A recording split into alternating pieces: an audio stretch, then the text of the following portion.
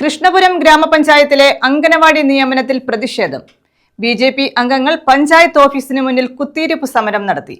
മുൻപരിചയം ഉള്ളവരെ മാറ്റി നിർത്തി കോൺഗ്രസിന്റെയും CPM-ന്റെയും നോമിനികളെ അംഗനവാടികളിൽ നിയമിച്ചെന്നാണ് ബി.ജെ.പിയുടെ ആക്ഷേപം.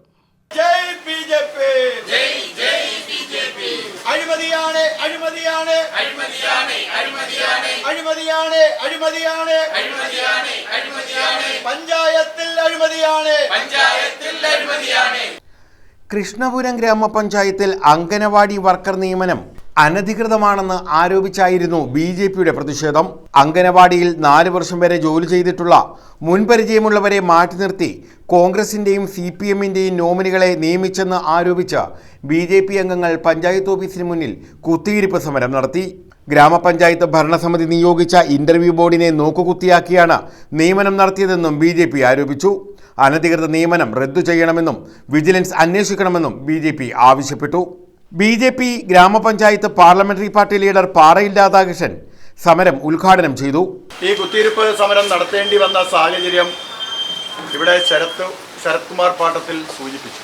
ഈ കൃഷ്ണപുരം ഗ്രാമപഞ്ചായത്തിൽ അംഗനവാടി ഹെൽപ്പർ, അംഗനവാടി വർക്കർ എന്നിങ്ങനെയുള്ള നിയമനത്തിന് വേണ്ടി അപേക്ഷ ക്ഷണിച്ച് അതിനുശേഷം ഗ്രാമപഞ്ചായത്ത് കൂടി ഗവൺമെൻറ്റിൻ്റെ നോംസ് അനുസരിച്ച് ഒരു ഇൻ്റർവ്യൂ ബോർഡിനെ നിയമിച്ചു.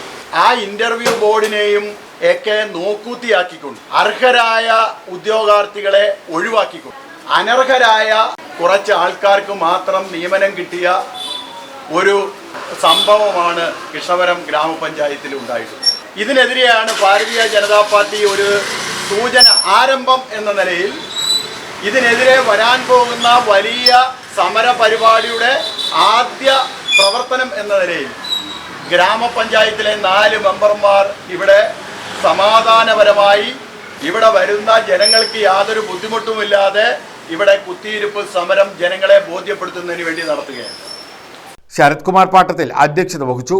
മഠത്തിൽ ബിജു, ശ്രീലത ജ്യോതികുമാർ, ജെ മുരളീധരൻ, സുമാ രമേശ്, പ്രശാന്ത്, മഹേശ്വര പ്രസാദ്, നീലിമ പ്രസാദ്, ജി ജയകുമാർ, ജയപ്രകാശ്, അഗരി പ്രസാദ്, ശങ്കരൻകുട്ടി, ജയപ്രദീപ്, ചന്ദ്രബാബു, സുഭാഷ്, ഗോപാലകൃഷ്ണൻ എന്നിവർ പങ്കെടുത്തു. 2014 മുതൽ 2022 വരെ തുടർച്ചയായി 6 മാസം താൽക്കാലിക അളവിൽ ജോലി ചെയ്തതും പിന്നീട് അതേവരെ ലിസ്റ്റ് ഉണ്ടായിരുന്നില്ല.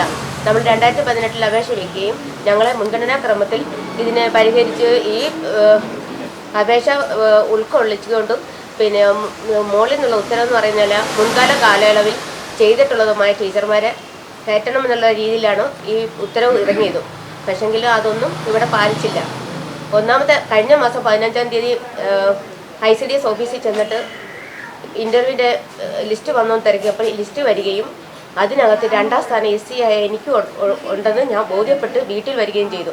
പക്ഷേങ്കിൽ ആരും അറിയാതെ ഒരു അപ്പോയിൻമെൻറ്റ് ഓർഡർ കൊടുക്കുകയും ശനിയാഴ്ച വൈകിട്ട് 4 മണിക്ക് ശേഷം അപ്പോയിൻമെൻറ്റ് ഓർഡർ കൊടുക്കുകയും പിറ്റേന്ന് രാവിലെ തന്നെ ജോയിൻ ചെയ്യുകയും ചെയ്യണമെന്നാണ് പറഞ്ഞത്.